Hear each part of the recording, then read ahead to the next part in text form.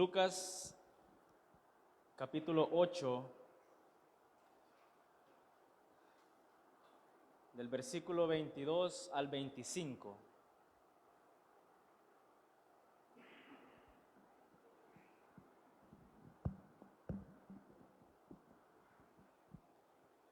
Y damos lectura a la palabra de Dios en el nombre del Padre, del Hijo y de su Santo Espíritu. Aconteció un día que entró en una barca con sus discípulos y les dijo: pasemos al otro lado del lago. Y partieron. Pero mientras navegaban, él se durmió. Y se desencadenó una tempestad de viento en el lago, y se anegaban y peligraban. Y vinieron a él y le despertaron, diciendo: Maestro, maestro, que perecemos. Despertando él, reprendió al viento y a las olas, y cesaron, y se hizo bonanza. Y les dijo: ¿dónde está vuestra fe? Y atemorizados se maravillaban, y se decían unos a otros: ¿quién es este que aun los vientos y a las aguas manda y le obedecen? Oramos. Amado Padre, en el nombre de Jesús, una vez más venimos delante de su presencia, Dios, a suplicar su misericordia, a suplicar su sabiduría, a suplicar, Dios, su palabra. Padre, en el nombre de su Hijo amado Jesucristo, que esta palabra se haga viva en nuestras vidas, en nuestros corazones, en nuestras mentes. Que su Espíritu Santo pueda darnos la percepción mental y espiritual para que esta palabra, Dios, pueda ser una respuesta para muchos o para algunos de los que estamos acá o de los que lo van a escuchar. Reconocemos, Dios, que somos personas necesitadas. Aún siendo creyentes, reconocemos que lo necesitamos a usted, Señor. Y que su palabra debe ser la norma, la guía, Señor, la lámpara a nuestros pies, a nuestro camino. Y por eso le rogamos, Señor, que su voluntad pueda hacerse en este tiempo, Dios, en el que la palabra va a ser expuesta. Que sean palabras, Señor, de poder, porque su palabra de sí misma dice, Dios, que el Evangelio es poder, que no consiste solamente en palabras bonitas, sino en poder. Y su palabra es viva y es eficaz, más cortante que una espada de dos filos. Así que, Padre, en el nombre de Jesús, yo entrego en sus manos este tiempo, esta palabra, para que de acuerdo a su voluntad usted la pueda entregar a cada corazón de la manera más correcta que usted sabe. Y que ella pueda, Señor, satisfacer el alma de cada uno de los que la van a escuchar en esta mañana. Porque en el nombre de Jesús se lo he suplicado. Amén y amén. ¿Dónde está tu fe? Es el título que Dios me regalaba para este mensaje. Y quiero iniciar haciendo una pregunta que yo deseo que usted se la conteste a usted mismo, en su corazón, en su interior. ¿Por qué ha venido hoy a este culto? Hay 3 cultos este día, 7:30, 9:30 y 5 de la tarde.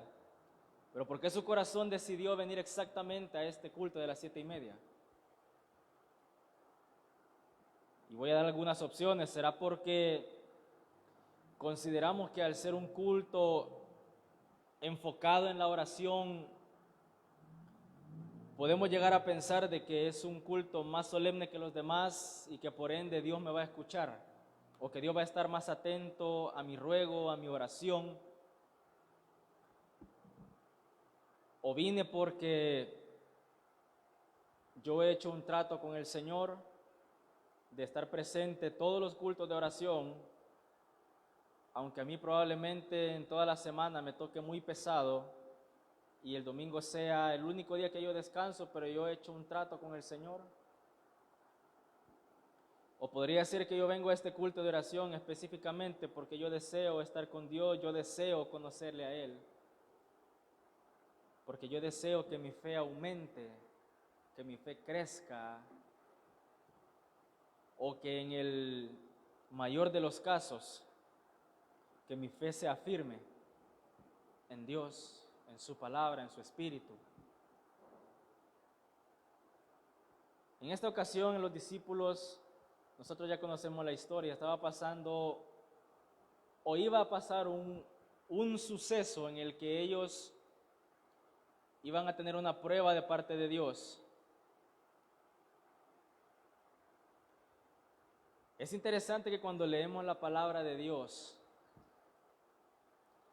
usted puede leer el mismo pasaje durante todo el día y Dios le va a hablar algo diferente cada vez que usted lea el mismo pasaje o el mismo versículo.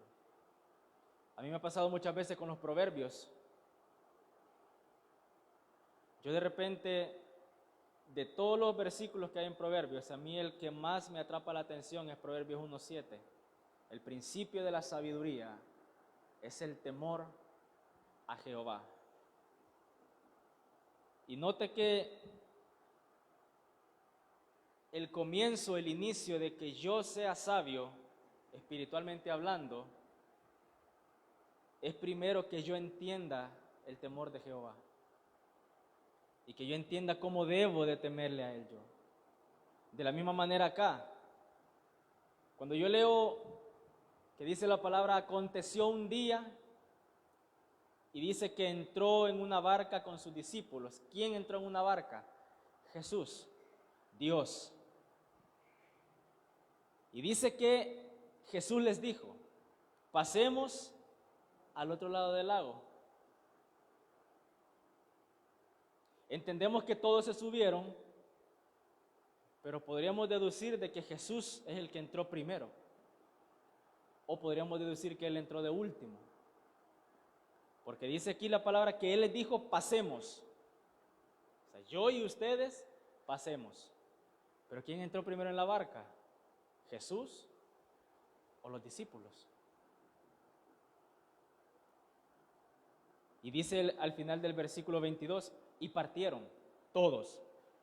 O sea, todos acordaron pasar al otro lado, todos estuvieron de acuerdo con la petición, con la orden de Jesús.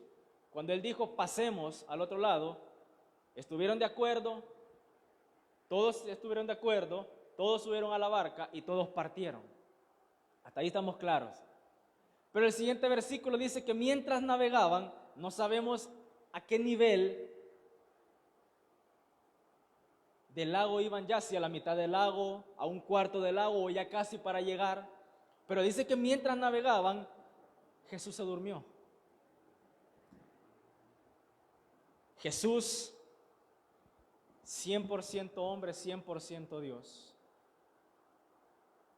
O sea, él tenía los mismos problemas humanamente hablando que usted y yo tenemos. Él los enfrentó, Él los atravesó, Él los superó y Él los venció en términos humanos. Y dice que mientras navegaban Jesús se durmió. Normal. Él era un ser humano, durmió. Pero es interesante que cuando él se duerme, se desencadena este problema. O sea, mientras Jesús iba despierto, en todo el trayecto en que Jesús iba despierto, no pasó nada.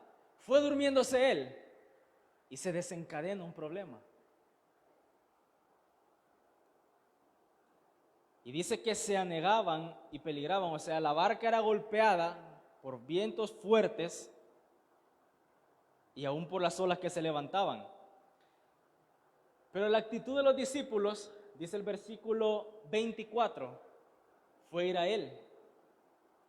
Ahora, si lo vemos desde un punto de vista espiritual, está bien, porque la primera reacción de ellos fue ir a Jesús, ir a buscar a Jesús. Pero la actitud con la que llegaron no fue la correcta. Ellos llegaron a despertarlo como para señalarle o criticarle que él se había dormido en un momento que no se tenía que haber dormido. O sea, él tomó una decisión, en términos humanos, él tomó una decisión en la que no pensó en los discípulos, según ellos. Porque ellos llegaron y dice que el versículo 24, y vinieron a él y le despertaron diciendo, maestro, maestro, perecemos. O sea, maestro, estamos a punto de morir y vos dormido. O sea, no tenés cuidado de nosotros. Y vea la reacción de Jesús. Los discípulos lo reprendieron a él, quisieron reprenderlo a él, como haciéndole ver de que él no tenía cuidado de ellos. Pero cuando Jesús se despertó, en lugar de reprenderlos a ellos, él reprendió el viento y reprendió el mar. Interesante. Y dice que él se levantó y reprendió el viento y a las olas, y ambos se calmaron.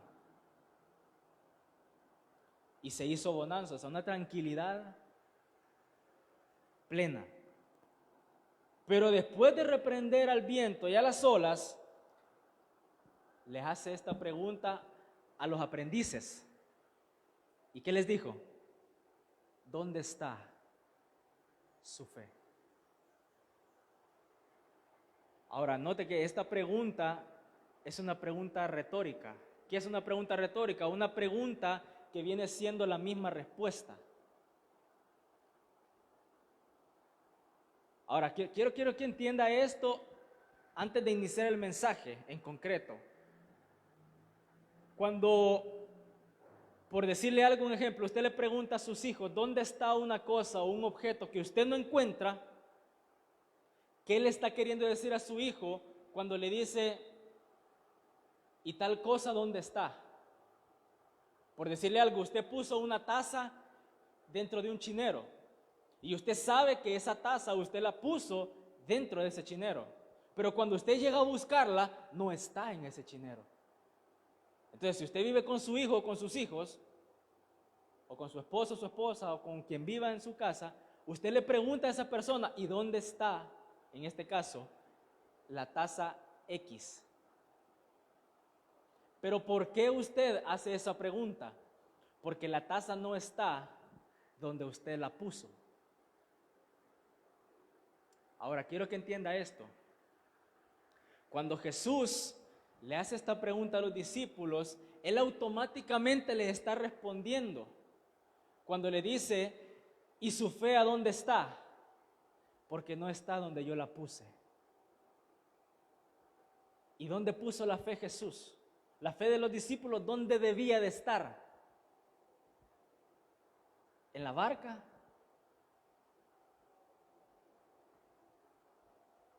¿O en Dios? Ahora quiero que notemos algo. Si nos vamos a hablar de la fe, según Hebreos 11, la fe dice que es la certeza de lo que se espera y la convicción de lo que no se ve.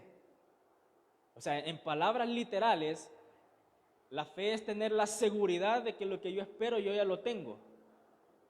No es que lo voy a recibir y voy a vivir bajo una espera de que lo voy a tener, sino que Dios mismo dice que Él llama las cosas que no son como si ya fuesen. Entonces, la fe es la seguridad que yo tengo de que algo yo ya lo tengo. Pero para yo tener la seguridad de que ese algo yo ya lo tengo, primero ese algo debe estar totalmente alineado a la voluntad de Dios. ¿Por qué? Porque la palabra dice que todo lo que es la voluntad de Dios, Él lo va a hacer. Jesús mismo dijo, todo lo que pidieres al Padre en mi nombre, ¿qué dijo? Yo lo voy a hacer. O sea, yo me comprometo a que todo lo que vos pidas al Padre, de acuerdo con su voluntad, yo lo voy a hacer. ¿Y por qué no lo va a hacer Él? Porque yo también estoy de acuerdo con su voluntad. O sea, a mí me fue dado todo de parte del Padre. O sea, lo que el Padre tenía es mío. Y yo soy capaz de dártelo porque yo estoy de acuerdo también con que su voluntad se haga. ¿Por qué? Porque yo la hice. Yo vine a la tierra e hice la voluntad de mi Padre y enseñé cómo hacer la voluntad del Padre. Enseñé cómo creer en el Padre. ¿Se recuerda aquel suceso cuando Jesús se da cuenta que uno de sus mejores amigos se había muerto. Él supo de que él estaba enfermo. Él podía ir y llegar exactamente en el momento antes de que ese amigo partiera, pero no lo hizo. Ahora, nosotros podríamos deducir que eso fue un acto hasta cierto punto grosero, si hablamos en términos humanos. Porque si alguien dice, si él ya sabía que estaba enfermo, la noticia le llegó cuando él estaba enfermo, ¿por qué no desplazarse en ese momento para ver qué hacía? Pero la voluntad de Dios en ese momento no era sanar, era resucitar. Pero los discípulos ahí no lo sabían. Entonces él dice que cuando él se entera que su amigo está enfermo, dice que él se queda 3 días más. Y cuando llega, salen las hermanas y le dice, Señor, si hubieras estado aquí antes. Y la respuesta de Jesús, ¿cuál fue? Él resucitará, tu hermano resucitará. ¿Qué estaba haciendo Jesús? Él estaba hablando en fe. Él estaba tratando de ver dónde estaba la fe de esta mujer. Y le dice, tu hermano va a resucitar. Y viene la mujer hablando con dolor aún en su corazón. Y le dice, yo sé, yo creo en tu palabra que mi hermano va a resucitar, pero hasta aquel día. Y la palabra de Jesús me impresiona, mire, se me erizan los pelos. Y la respuesta de Jesús, ¿cuál fue? Mujer, yo soy la resurrección. O sea, la resurrección no es un momento, la resurrección no es un tiempo, la resurrección no es un lugar, la resurrección es una persona. Y donde la persona esté, va a vivir, va a haber vida. Y dice la palabra que Jesús le dice, mujer, yo soy la resurrección y la vida. El que cree en mí, aunque esté muerto, vivirá. Y dice que él da la orden de que lo lleven a donde él había sido sepultado. Pero antes de darle la orden a Lázaro que saliera, dice que él alza sus ojos, él ora y da gracias. O sea, note que Jesús nunca, en ese momento nunca le dijo al Padre, Señor, ¿es tu voluntad que yo resucite a Lázaro? No, él ya sabía que tenía que resucitar a Lázaro. ¿Por qué? Porque era la voluntad del Padre. ¿Y cómo sabía que era la voluntad del Padre? Porque él pasaba en comunión con el Padre constantemente. Por lo tanto, él ya sabía lo que el Padre quería. Y es interesante. ¿Por qué? Porque mientras más usted pase con el Padre, usted ya va a saber lo que Él quiere. Usted va a saber lo que a Él le agrada. Usted va a saber cómo hacer lo que a Él le agrada. Porque hasta para hacer la voluntad de Dios hay una manera que Dios pide de cómo se debe hacer su voluntad. Entonces, llega ese momento en que Jesús dice, Padre, yo te doy las gracias. Él dio gracias. Él no dijo, Señor, ¿será tu voluntad que yo resucite a Lázaro en este momento? No, Él dijo, Señor, te doy gracias. Él llamó las cosas que no son como si fuesen. Y una vez que se levantó, que terminó de hablar con el Padre en ese momento, dice que alzó la voz. ¿Y qué dijo? Lázaro, ven fuera. Pregunto, ¿cuándo Lázaro recibió el espíritu de vida otra vez? ¿Cuando Jesús le habló o antes que Jesús le hablara?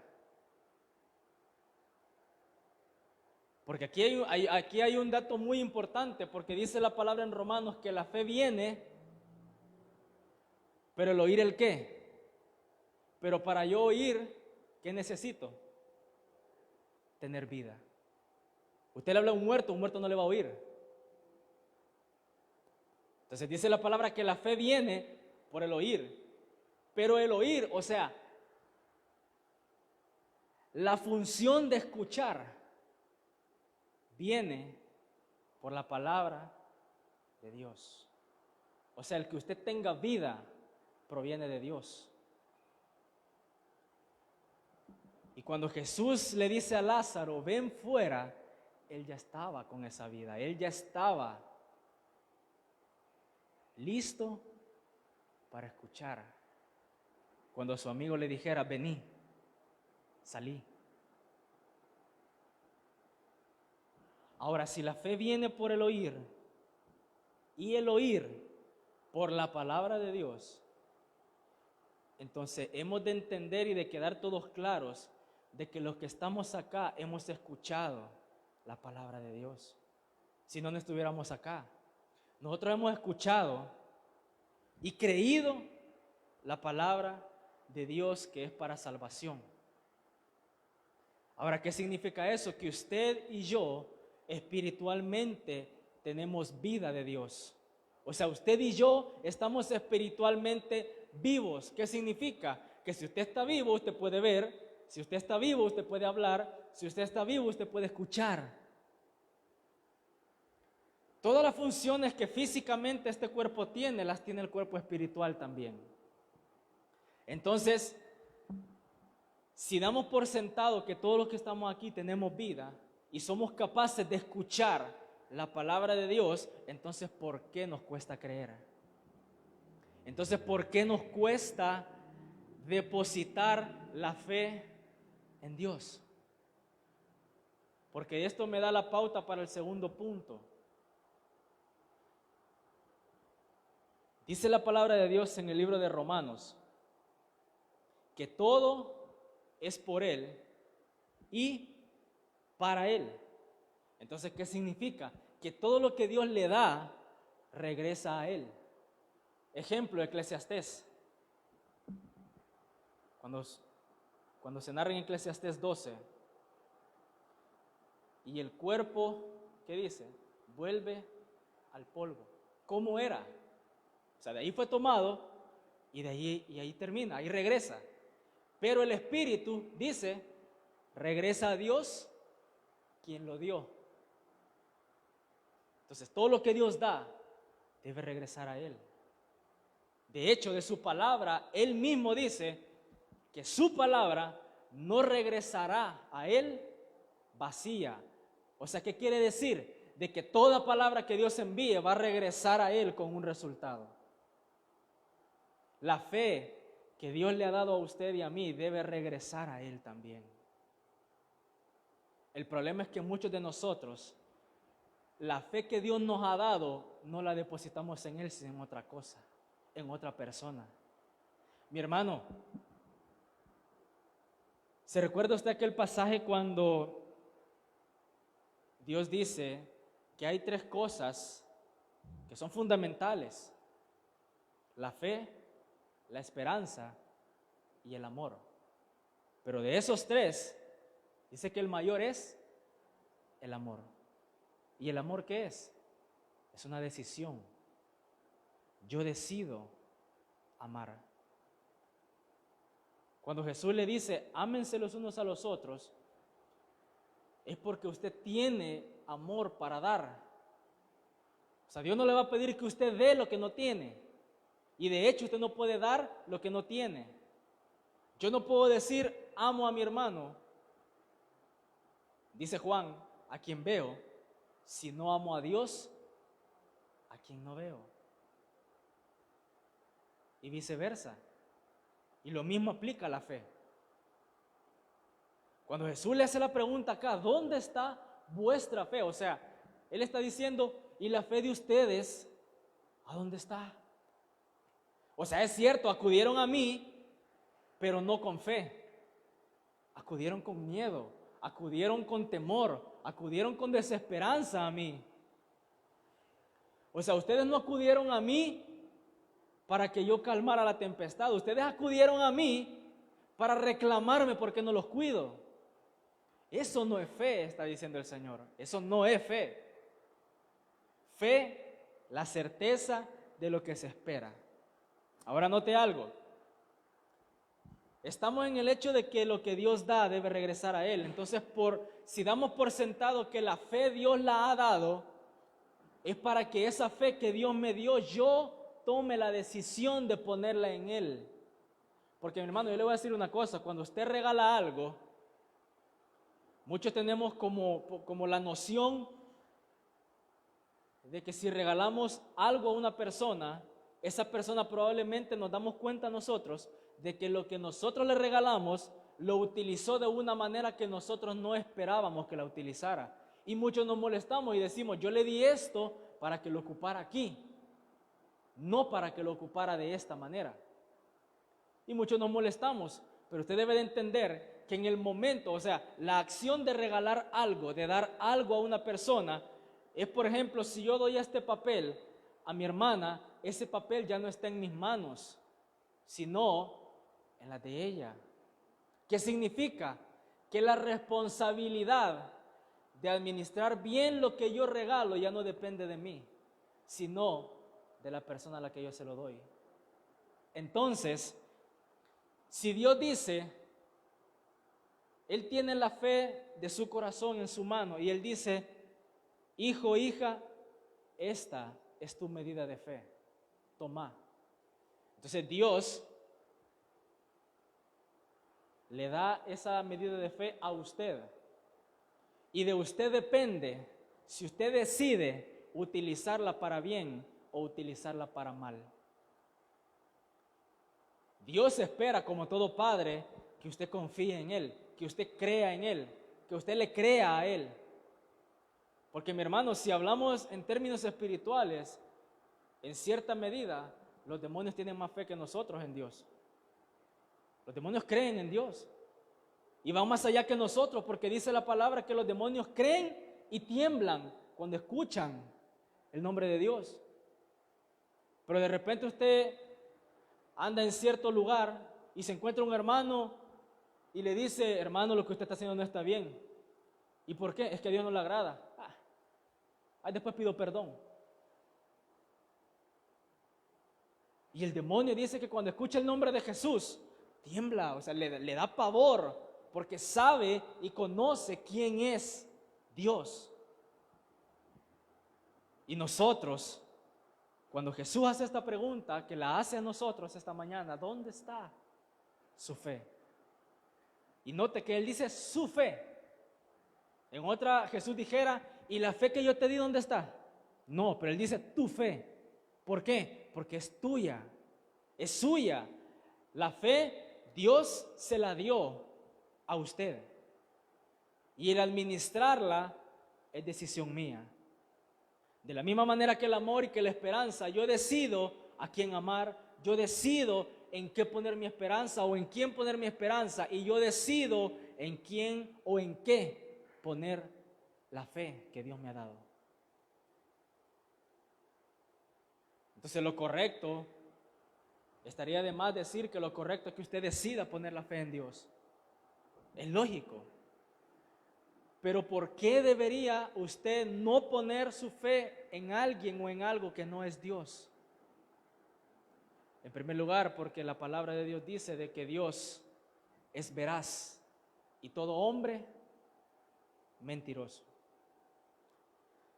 El problema con nosotros es que nosotros, por no conocer la Escritura y por no conocer a Dios como Él realmente es, tendemos a creer de que el argumento que una persona nos dé es más fuerte que el argumento que la palabra de Dios nos da. Por ejemplo, cuando estamos en una petición delante de Dios que llevamos años orando por esa petición, pero viene una persona de repente y te dice, ¿y para qué seguís orando? Tantos años y Dios no contesta. Si Dios escuchara tu oración de verdad, ya te hubiera contestado. Mi hermano, yo le voy a decir una cosa. Dios no le debe nada al ser humano. Nada. Ninguna cosa nos debe el Señor a nosotros. Todo lo que usted recibe de parte de Dios es por gracia y por misericordia. Entonces, ¿qué quiere decir? Que aún la fe la hemos recibido por gracia. ¿Qué significa? Que no la merecemos. No la merecíamos y no la merecemos. Pero sin embargo, Dios determinó darle a usted y a mí una medida de fe, la cual Él espera que usted deposite en Él. Por eso Pedro decía allá más adelante, echando toda vuestra ansiedad. ¿Sobre quién? Sobre Él. ¿Por qué? Ahí le da el argumento. Porque Él tiene cuidado de vosotros. En una ocasión que yo estaba buscando trabajo,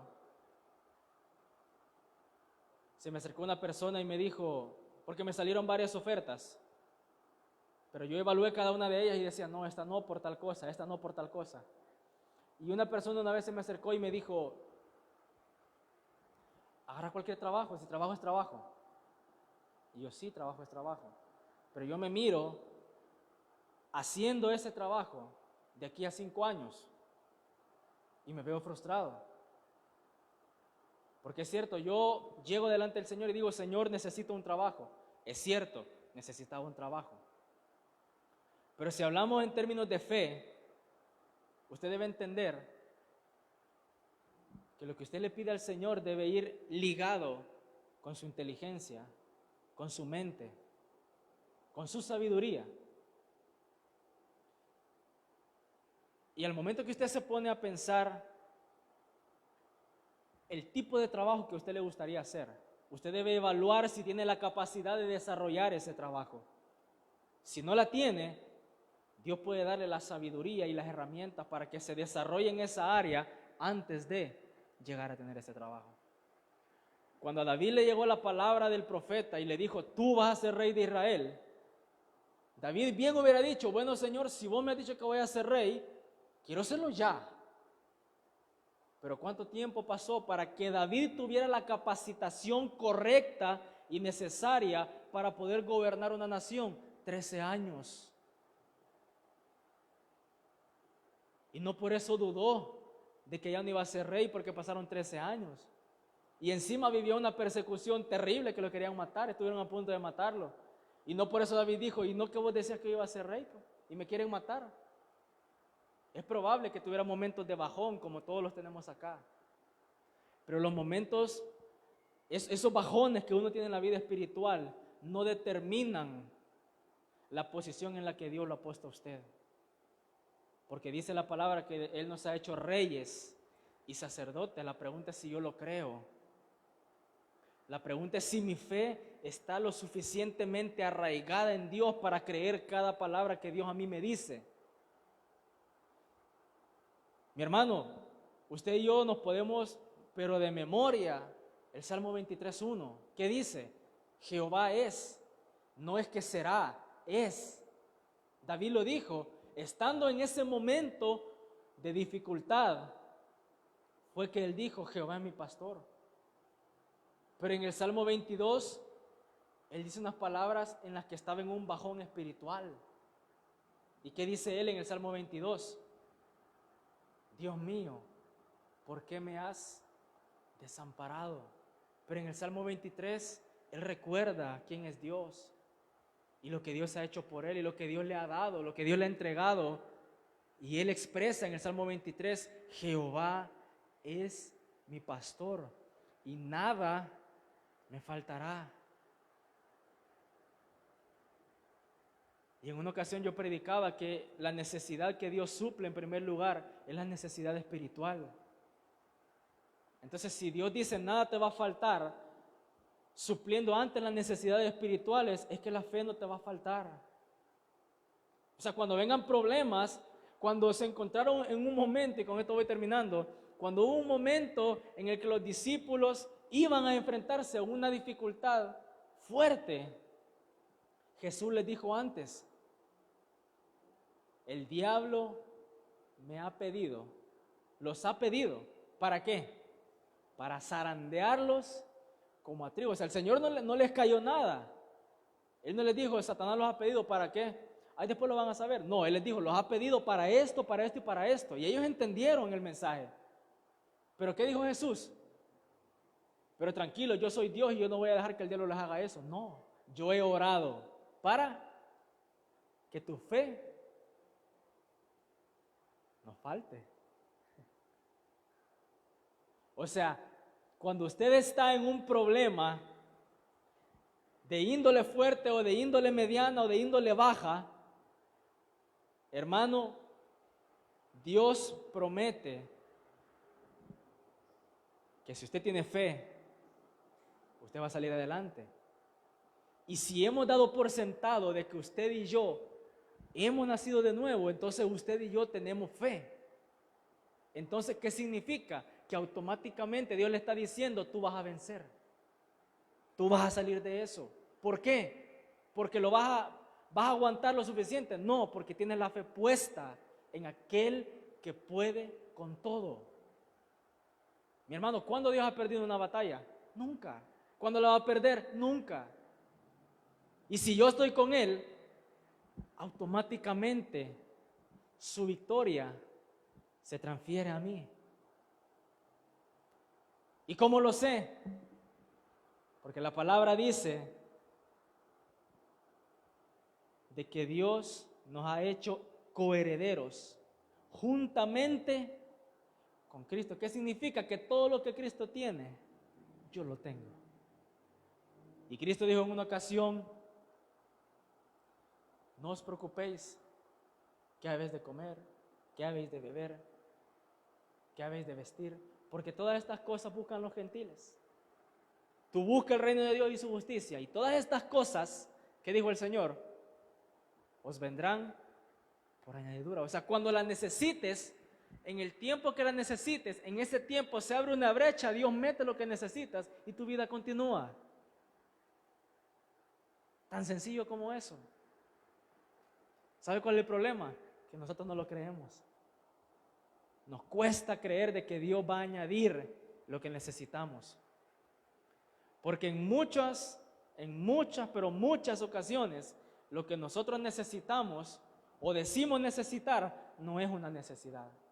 Simplemente es algo que queremos.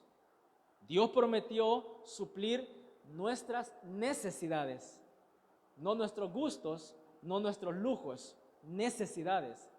Y necesidades, hablando del punto de Dios, lo que Dios ve como una necesidad, no lo que yo veo como una necesidad. Porque yo puedo llamar necesidad a un lujo que yo quiero, pero para Dios eso no es una necesidad. Y Dios prometió saciar y suplir cada una de nuestras necesidades.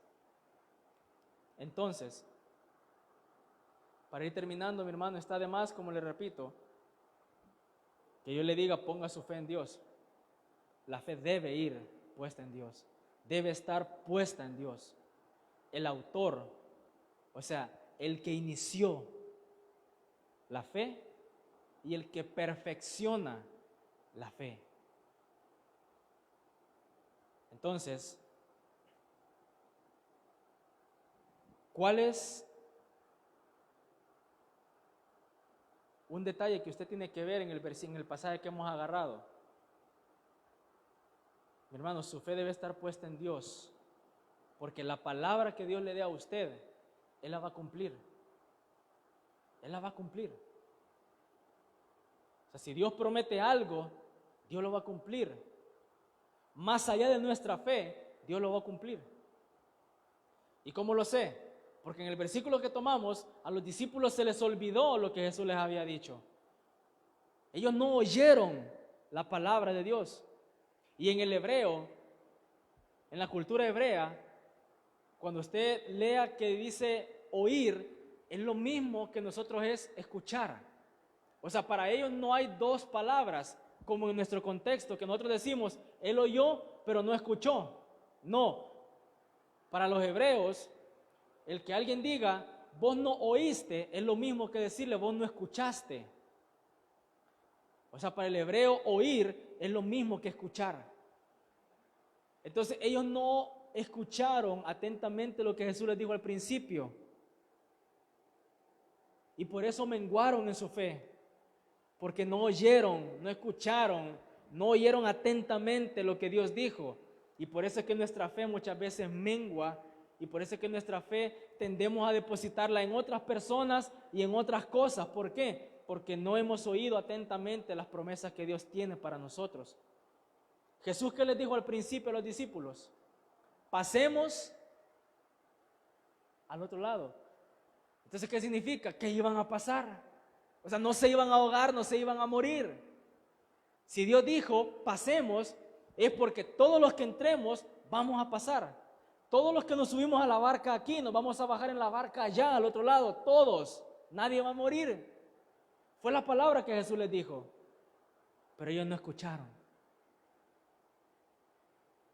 Y cuando llegó el problema, ellos no se acordaron de la palabra de Jesús, que les dijo, vamos a pasar. Y lo mismo nos ocurre a nosotros.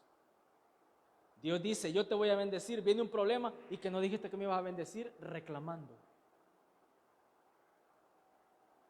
Vemos que alguien prospera más que nosotros y tiene menos tiempo en el evangelio y decimos, Señor, si yo tengo más tiempo que él.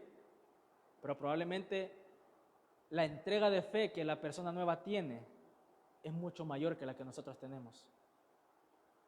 Y a Dios lo que le encanta es que usted le crea. Y cierro con Hebreos 11:6, que dice que es imposible agradar a Dios. ¿Sin qué? Sin fe. Si yo no tengo fe, todo lo que yo haga que no lleve envuelto, que no vaya envuelto con fe, a Dios le desagrada. Yo debo hacer todo envuelto en fe, porque es necesario, oiga, para Dios es necesario que todo el que se acerca a Él antes crea que Dios existe y que Él está para escuchar nuestras oraciones. Entonces, mi hermano, confíe en la palabra del Señor, confíe en la palabra de Dios. Si Dios le dio una palabra a inicios de este año, que probablemente todo iba a mejorar, y hasta la fecha nada ha mejorado, el año no ha terminado. El año no ha terminado. Y la palabra que Dios da, Él la va a cumplir.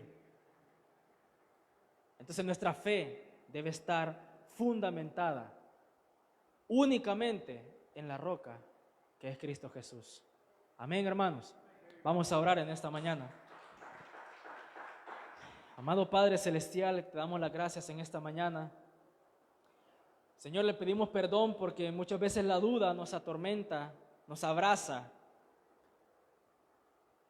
Le pedimos perdón porque no hemos creído como debemos creer en usted. Olvidamos sus promesas, olvidamos su palabra, Dios.